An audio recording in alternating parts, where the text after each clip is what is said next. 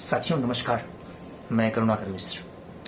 साथियों, इस चैनल पर हम एंटीना के माध्यम से रेडियो के रिसेप्शन को कैसे सुधार सकते हैं, इस पर बात करते रहे हैं। साथियों, लेकिन एंटीना ही एकमात्र जरिया नहीं है जिससे आप रेडियो के रिसेप्शन को सुधार सकते हैं। एंटीना के अतिरिक्त बहुत सारी चीजें ऐसी हैं जिनको जानकर, समझकर, उनको इम्प्लीमेंट करके आप अपने रेडियो के रिसेप्शन को अच्छा कर सकते हैं, सुधार कर सकते हैं, बेहतर कर सकते हैं। साथियों, इसलिए आज से हम चैनल पर एक सीरीज शुरू करने जा रहे हैं जिसमें अलग अलग बैंड्स के रिसेप्शन को आप अपने तरीके से कैसे और बेहतर कर सकते हैं, इस पर चर्चा होगी। साथियों, इनमें से बहुत सारे कारण, बहुत सारी चीजें आपको पहले से पता होंगी क्योंकि आप एक रेडियो श्रोता हैं, रेडियो प्रेमी हैं, तो बहुत ऐसी बातें होंगी जो आपको पहले से पता होंगी और कुछ चीजें हो सकता है आपके लिए नई हो। साथियों, भारत में अलग अलग बैंड के अलग अलग श्रोता समूह हैं। जैसे एक श्रोता समूह है, एक एज के अनुसार हो या आप उनकी हॉबी के अनुसार ले लें, जिनको मीडियम वेव बहुत पसंद है, उन्हें मीडियम वेव सुनना अच्छा लगता है। इसके अलावा श्रोताओं का एक समूह है जिसे शॉर्ट वेव सुनना, उसके डीएक्सिंग करना बहुत अच्छा लगता है। और युवाओं में खासकर एफएम खासा लोकप्रिय है।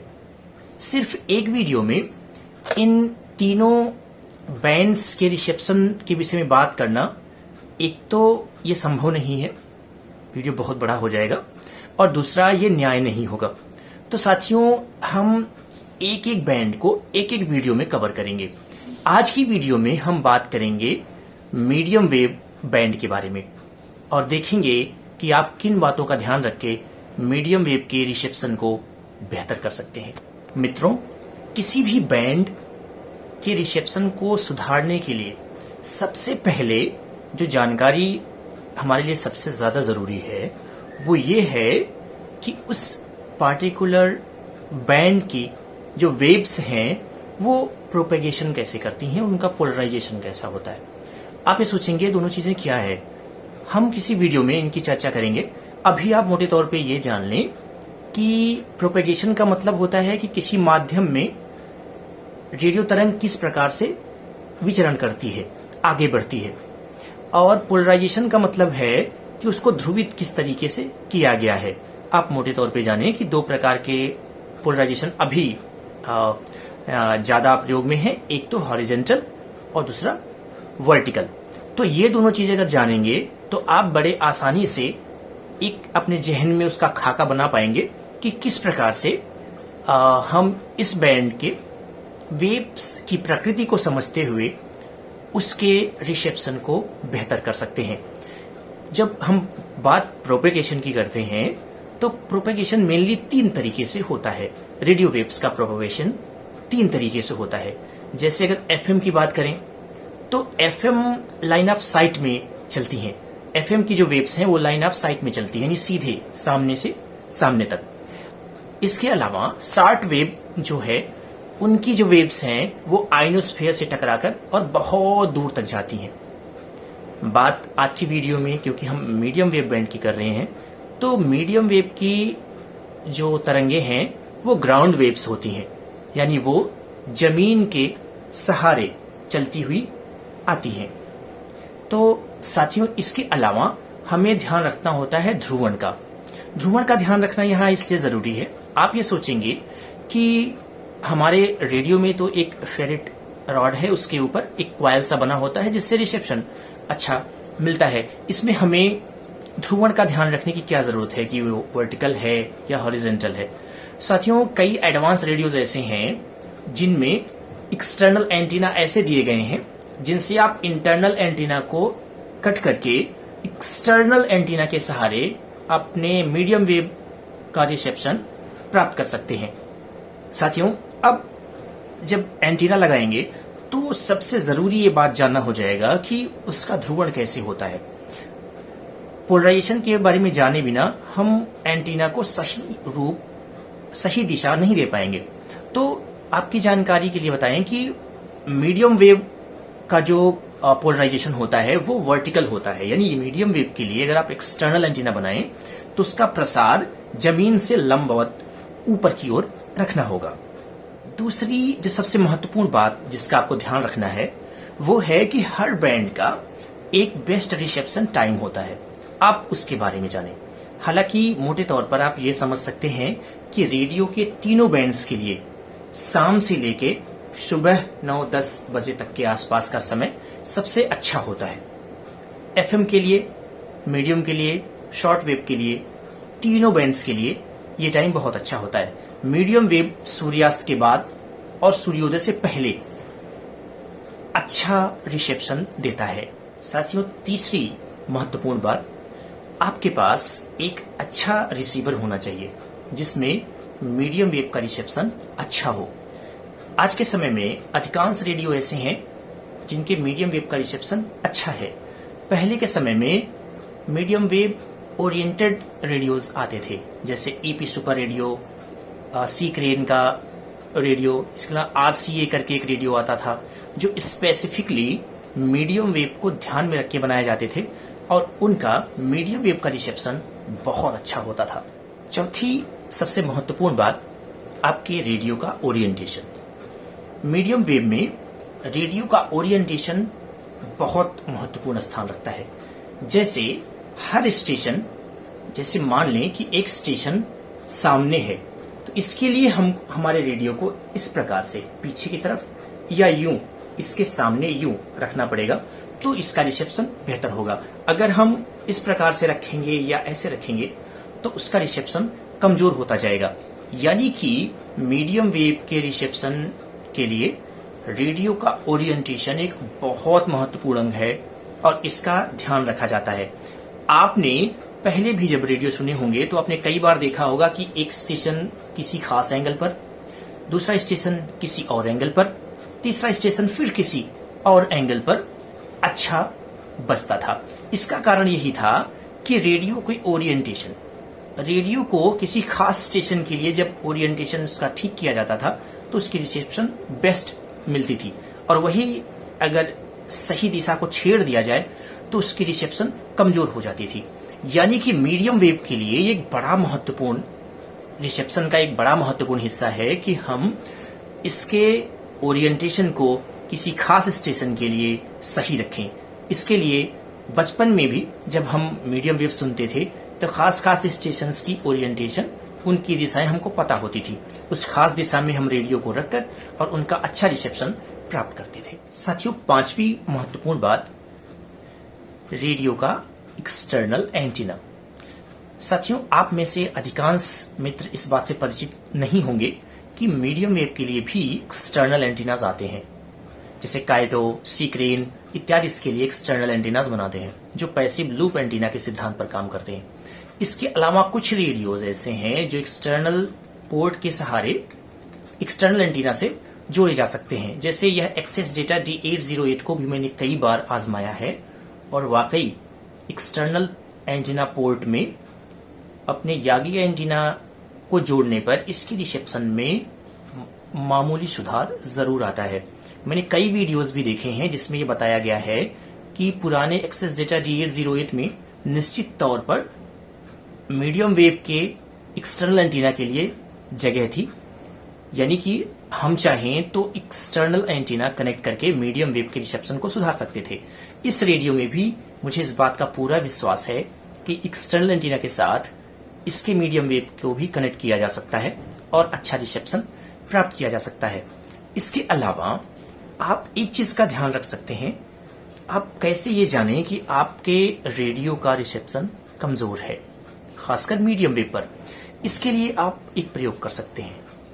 ये प्रयोग बताने से पहले मैं आपसे बात करना चाहूंगा कि जो मिड रेंज के रेडियोज हैं, इसके अलावा जो चीप रेडियोज हैं जो भारत में ज्यादा प्रचलित हैं, उनका जो इंटरनल फेरिट्रॉड एंटीना होता है वो भी चीप होता है, मिड रेंज का होता है, जिसके नाते उसका रिसेप्शन बहुत अच्छा नहीं होता।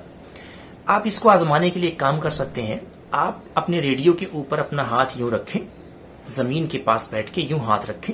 अगर उससे रिसेप्शन थोड़ा सा इंप्रूव होता है, वो आपको बिल्कुल जैसे ही आप रखेंगे उसका आभास आपको जरूर हो जाएगा। अगर उसका रिसेप्शन इंप्रूव होता है, इसका मतलब आपके रेडियो को एक्सटर्नल एंटीना के सपोर्ट की जरूरत है। तो जैसा मैंने पहले भी बताया कि आप काइटो का, सीक्रेन का या कुछ टेक्सन के एक्सटर्नल एंटीनाज आते हैं जो पैसिव लूप एंटीना के सिद्धांत पर काम करते हैं, और इस चैनल पर भी हमने मीडियम वेव के लिए एक पैसिव लूप एंटीना बनाया है। उस प्रकार से कोई आप एंटीना बनाकर उसका प्रयोग करके कर सकते हैं। यानी कि आप एक्सटर्नल एंटीना अगर एक्सटर्नल पोर्ट में सपोर्ट करता है तो लॉन्ग वायर, बल्कि very long wire medium wave के लिए। और इसके अलावा आप ये कर सकते हैं कि देखें कि ऐसा रेडियो है जिसमें twin loop passive twin loop antenna हो, यानी कि अंदर का जो फेरिट रॉड के ऊपर लूप होता है वो ट्विन हो, यानी दो हो। उससे भी रेडियो का रिसेप्शन में सुधार होता है। साथियों, छठी महत्वपूर्ण बात यह है कि हम ज्यादातर आज के समय में, जबकि डीसेल्स बहुत महंगे हो गए हैं और हम उन पे पैसे नहीं खर्च करना चाहते, तो हम एक ऐसा रेडियो लाते हैं जो रिचार्जेबल हो, या कभी कभी हम रेडियो को सीधा एडाप्टर से जोड़कर चलाते हैं। साथियों, अगर मीडियम वेव पर आपको अच्छा रिसेप्शन चाहिए तो आप कोशिश ये करें कि रेडियो को आप एडाप्टर या मेंस से चलाने की जगह पर सेल्स की सहायता से या रिचार्जेबल सेल्स की सहायता से चलाएं। इससे भी रेडियो के रिसेप्शन में जो व्यवधान होता है वो कम होगा और आपके रेडियो सुनने का अनुभव बेहतर हो जाएगा। साथियों, कभी कभी आपने महसूस किया होगा कि आपका रेडियो है, मीडियम वेव आप सुन रहे हैं, किसी खास दिशा में जिधर स्टेशन है आपने सही तरीके से इसको रख दिया, इसके बावजूद स्टेशन में एक लहर सी आती है और आवाज बिल्कुल दब सी जाती है। जब कभी ऐसा होता है तो हम उसकी जो दिशा है थोड़ी सी बदल देते हैं और देखते हैं कि रिसेप्शन बेहतर हो जाता है। अब हम ये सोचेंगे कि आखिर ये माजरा क्या है। हमने रेडियो को ओरिएंटेशन भी सही दिया है, सही दिशा में है, अच्छा पास का स्टेशन है, इसके बाद भी ऐसा क्यों होता है? साथियों, इस स्थिति को कहते हैं मल्टी पाथ प्रोपेगेशन, यानी कि रेडियो की जो तरंगे हैं वो हमको दो विभिन्न दिशाओं से मिल रही हैं। जब हमको किसी खास स्टेशन की तरंगे दो अलग अलग दिशाओं से एक ही स्टेशन की मिलती हैं, आप ये सोचेंगे कि ये कैसे मिलती होंगी। साथियों, आप जानते हैं कि विभिन्न तरीके की सतहों से रेडियो वेव्स जो होते हैं उनको वो डिफ्लेक्ट होते हैं, कभी कभी रिफ्लेक्ट भी होते हैं। तो मान लीजिए कि एक तरंग जो है वो स्टेशन से सीधी चली आ रही है आपके रेडियो तक, तो आपने सही ओरिएंटेशन में रेडियो को रखा हुआ है, और एक तरंग ऐसे आ रही है और किसी बड़े पठार से, पहाड़ से, चट्टान से या और चीजों से, ऑब्स्टेकल से टकरा के और फिर वो रेडियो तक आ रही है। यानी एक ही समय पर एक ही स्टेशन की एक ही आकार की दो अलग अलग वेव्स हमको मिल गई, और जब इस प्रकार की वेव्स आके रेडियो से मिलती हैं, एक साथ मिलती हैं, तो वो एक दूसरे को दबा देती हैं और आवाज बिल्कुल दब जाती है। इस स्थिति को कहते हैं मल्टी पाथ प्रोपेगेशन। आपके साथ जब ऐसा हो, आप रेडियो को थोड़ा सा, हल्का सा, कुछ ज्यादा नहीं, अपने ओरिएंटेशन पहले से ही सही कर रखी है, बस ऐसा हो तो आप थोड़ा सा उसकी दिशा बदल दें और फिर बाद में 1-2 सेकंड, 10 सेकंड, 15 सेकंड बाद आप फिर ज्यों का त्यों रख सकते हैं और उसका रिसेप्शन पहले जैसा हो जाएगा। ये चीजें थोड़े समय के लिए होती हैं, लेकिन होती हैं। साथियों, 8वीं महत्वपूर्ण बात है कि बहुत सारी ऐसी चीजें होती हैं, आकृतियां होती हैं, मानव निर्मित चीजें होती हैं जो रेडियो के रिसेप्शन को, खासकर मीडियम वेव को प्रभावित करती हैं। जैसे मान लीजिए कि आप मीडियम वेव सुन रहे हो, अगर उसी समय बारिश हो रही हो, गर्जना हो रही हो, बिजली चमक रही हो, तो उस समय रेडियो का आपके जो सुनने का अनुभव है वो बहुत दुष्प्रभावित होता है। जैसे गरजेगा वैसे भी उसकी आवाज में एक तरीके का व्यवधान उत्पन्न होता है। इसके अलावा बिजली चमकेगी तो जरूर उसकी आवाज में एक व्यवधान उत्पन्न होता है। इसके अलावा कुछ चीजें हैं, जैसे आपके आसपास पहाड़ हो, पठार हो, तो वो भी ऐसी रेडियो वेव्स को ब्लॉक कर सकते हैं। इसके अलावा अगर आपके आसपास मेटल शील्ड हो, यानी कि आप एक ऐसी जगह हो जिसमें एक दिशा पर मेटल की चादर हो या कोई जाली हो, तो वो भी रेडियो वेव्स को ब्लॉक कर सकती हैं। इसके अलावा अगर मोटी कंक्रीट की दीवार है तो वो भी रेडियो वेव्स को ब्लॉक कर सकती है या फिर उसकी जो क्षमता है उसको क्षीण कर सकती है, जिससे आपका रिसेप्शन कमजोर हो सकता है। साथियों, रेडियो तरंगों को जो सबसे ज्यादा दुष्प्रभावित करती है वो चीज है EMI। EMI का मतलब electromagnetic interference. Electromagnetic interference mainly बिजली से चलने वाले सामान या उसके परिपथ के कारण उत्पन्न होते हैं और ये रेडियो रिसेप्शन को बहुत खराब कर देते हैं, जिससे कभी कभी तो हम बिल्कुल भी रिसेप्शन ठीक नहीं प्राप्त कर पाते और रेडियो नहीं सुन पाते। मैंने एक पूरी लिस्ट बना रखी है जो इन चीजों से जिनसे हमारा EMI जनरेट होता है और वो रेडियो रिसेप्शन को खराब करता है।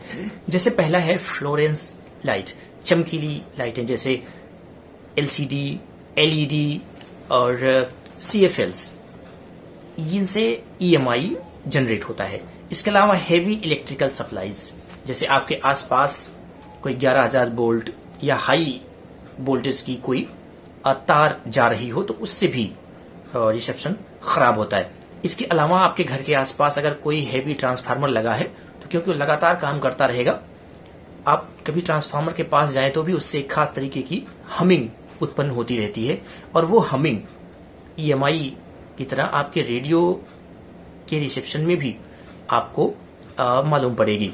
इसके अलावा अगर आपके घर में एयर कंडीशनर है यानी कि AC चल रहा है तो जब उसका कंप्रेसर अपने पूरे सबाब पर होता है और पंपिंग कर रहा होता है, उस समय जो EMIs होती हैं वो भी एकदम से बहुत ज्यादा उत्पन्न होती हैं, जिसके कारण रेडियो का रिसेप्शन बहुत खराब हो जाता है। और इसका आलम यह है कि सिर्फ मीडियम वेव ही नहीं, शॉर्ट वेव, यहां तक कि FM के अनुभव को भी AC इत्यादि से उत्पन्न होने वाली EMIs बहुत खराब कर सकती हैं। अगला है फ्रीज, क्योंकि फ्रीज भी कूलिंग सिद्धांत पर आधारित है।